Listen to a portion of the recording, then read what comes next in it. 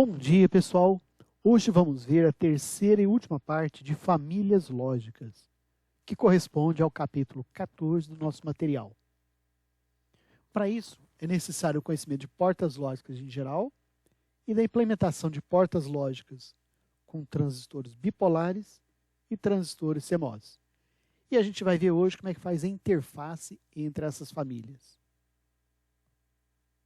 Vamos começar então com a interface entre TTL e CMOS operando em 5 volts. Como o TTL está acionando, é o acionador, vamos ver as suas características de saída. Então a gente tem VOH e VOL, que são obtidos de manual, sendo 0,4 volts VOL e 2,4 volts VOH. Para o CMOS, como ele é carga, nós vamos olhar as características de entrada. E vamos olhar com aquela regra dos 30%.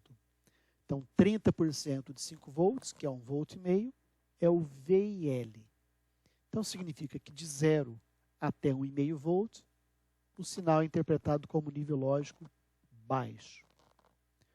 Os 30% finais, ou seja, de 3,5 até 5 volts, é onde se tem o nível lógico alto.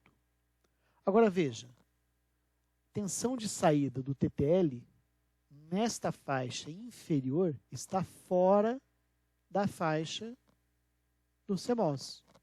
Portanto, o TTL não pode acionar diretamente o CMOS. A solução que nós temos seria através de um resistor elevador.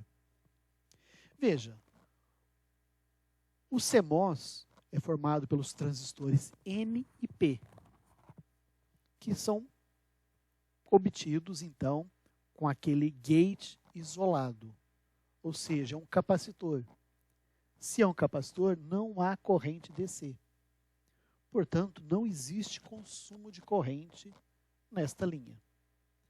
Então, quando o TTL colocar nível alto, os 5 volts da fonte aparecerão nesse ponto. Por que aparecerão? Porque não existe corrente de entrada. Se não existe corrente de entrada, não existe queda de tensão. Então, 5 volts aqui, teremos 5 volts aqui. A única consideração que nós temos que ter é com relação à saída em nível baixo do TTL. Porque em nível baixo haverá corrente pelo resistor para a parte do terra via o transistor inferior. Então, essa resistência não pode ser inferior a esse valor. Porque se ela for inferior a esse valor, passa muita corrente e o TTL não suporta. Então, seria 5 volts dividido pela corrente máxima do TTL, que é 16 mA. Então, resultando uma resistência de 312,5 ohms. Vamos ver agora a interface de TTL-CMOS quando o CMOS está sendo alimentado com outras tensões. Vamos fazer o exemplo aqui de 12 volts. Então, se nós usarmos a solução anterior e colocarmos um resistor elevador, veja, se o TTL estiver com saída em nível alto, nós teremos 12 volts. Com essa queda, teremos então esse diodo e o transistor Q3 reversamente polarizados. E isso não é uma boa ideia para TTL. Portanto, a gente não vai colocar TTL acionando CMOS em tensões diferentes de 5 volts. Além do mais, existe também o problema da faixa de compatibilidade. Bom, mas o que a gente pode fazer então para solucionar? A primeira opção seria, entre o TTL e o CMOS, fazer esse adaptador, que seria um transistor para fazer inversão, como se fosse um RTL. Se eu tenho nível alto, conduzo corrente, saturo o transistor, coloco nível baixo. Se a tensão for baixa na saída do TTL, o transistor está desligado, tensão VDD aparece na entrada do CMOS. Veja, É a mesma tensão de alimentação do CMOS. A segunda opção que nós temos seria o uso de circuitos integrados já preparados para isso. Seria, por exemplo, o 74C901 e o 74C902. Este primeiro é inversor e o segundo é não inversor. Detalhe importante, quando nós usamos essa estrutura para fazer a interface entre TTL e CMOS, nós temos aqui a inversão do sinal. Se entra 0, sai 1, se entra 1, sai 0.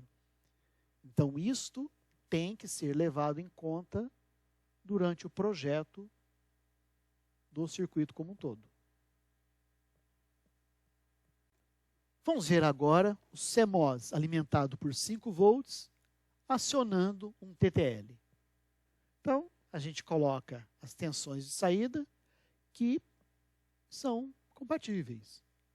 Então, a saída em nível alto é praticamente 5 volts, nível baixo, praticamente 0 volts. Perdão, pessoal, tem um erro aqui, deveria ser 5. O TTL aceita como nível alto acima de 2 e nível baixo abaixo de 0,8. Só que não basta só isso. Nós temos que analisar a corrente também. E aqui vem um problema. Veja, quando o CMOS está em nível baixo, na saída, nós teremos circulação de corrente como indicado por essa seta. Então, a corrente vem do TTL e entra no CMOS. Esta corrente que entra vai passar neste transistor N que está ligado, que vai funcionar como uma chave fechada. Só que não é uma chave ideal, ela apresenta uma resistência. E essa resistência, como chave fechada, está na ordem de 1 kΩ. Veja, V igual a R. Então, uma corrente de 1,6 mA, que é a corrente de entrada, nível baixo do TTL, em cima dessa resistência de 1K, resulta em 1,6 volts. Então, vai surgir nesse ponto, na entrada aqui do TTL, uma tensão de 1,6 volts. 1,6 volts está fora da faixa do TTL para nível baixo. Está nessa faixa proibida, que não é nem 0, nem 1. Então, a gente não pode simplesmente fazer essa ligação. Vamos ver as possíveis soluções. A primeira delas seria colocar 2 ou mais inversores aqui em paralelo. Porque se eles estão em paralelo, as suas resistências estão em paralelo. No caso, por exemplo, de 2 resistências em paralelo, a resistência vai para o valor da metade da resistência. Ou seja, a tensão cai pela metade. A segunda opção seria o uso de um resistor abaixador, um resistor pull-down, que estaria entre esta linha e o terra. Ou seja, que estaria entre esse ponto e o terra. Em outras palavras, estaria em paralelo com R0. Resultando, então, no mesmo caso anterior. Uma outra opção seria o caso de se utilizar os buffers CMOS, como, por exemplo, 4049 e o 4050. Buffer significa que tem uma capacidade maior de corrente. Em outras palavras, ele tem uma resistência menor. Se essa resistência é menor, a queda de tensão é menor e vai ficar dentro da faixa aceitável.